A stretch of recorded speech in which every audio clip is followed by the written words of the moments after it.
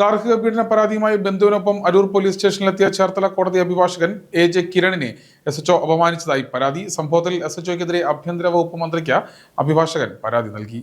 ഗാർഹിക പീഡന പരാതിയുമായി ബന്ധുവിനൊപ്പം അരൂർ പോലീസ് സ്റ്റേഷനിലെത്തിയ ചേർത്തല കോടതി അഭിഭാഷകൻ എ.ജെ. കിരണിനെ എസ്.എച്ച്.ഒ അപമാനിച്ചതായി പരാതി. സംഭവത്തിൽ ആഭ്യന്തര മന്ത്രിക്ക് അഭിഭാഷകൻ പരാതി നൽകി. ശനിയാഴ്ച ഉച്ചയ്ക്ക് 12 മണിക്ക് ശേഷമാണ് സംഭവം.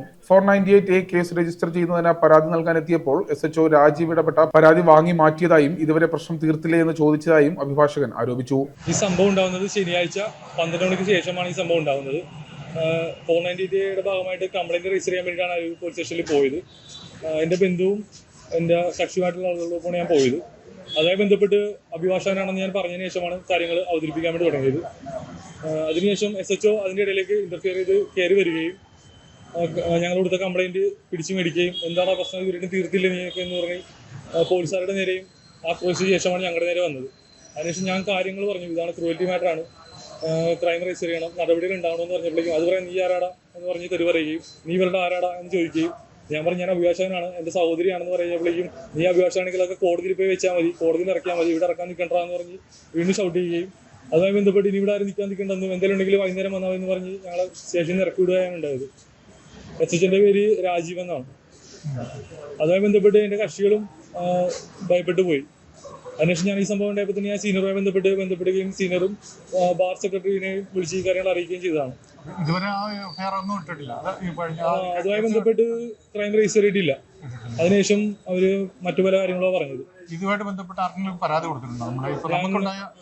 പോലീസ് കംപ്ലൈന്റ് അതോറിറ്റിക്കും ആഭ്യന്തര വകുപ്പ് മന്ത്രിക്കും ബാർ കൗൺസിലിനും ഞാൻ കംപ്ലൈന്റ് കൊടുത്തിട്ടുണ്ട്. പിന്നെ ബാർ അസോസിയേഷനും കംപ്ലൈന്റ് കൊടുത്തിട്ടുണ്ട്. പിന്നെ ADGPക്കും രജിസ്റ്റേർഡ് പോസ്റ്റ് അയച്ചിട്ടുണ്ട്.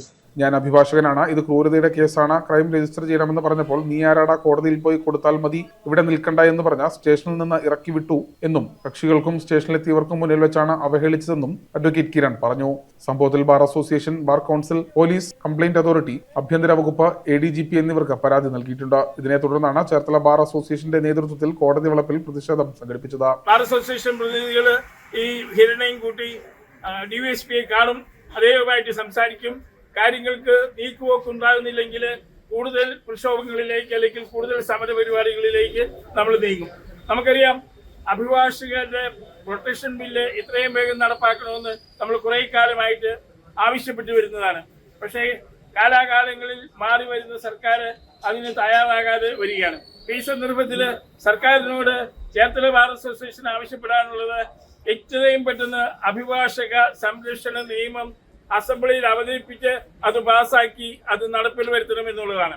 ഈ കഴിഞ്ഞ ദിവസം നിങ്ങളുടെ ശ്രദ്ധയിൽപ്പെട്ടിട്ടുണ്ടാവും, മഹാരാഷ്ട്ര അസംബ്ലിയിൽ ഈ 13-ാം തീയതി അഭിഭാഷക സംരക്ഷണ നിയമം ബില്ല് അവതരിപ്പിച്ചിട്ടുണ്ട്.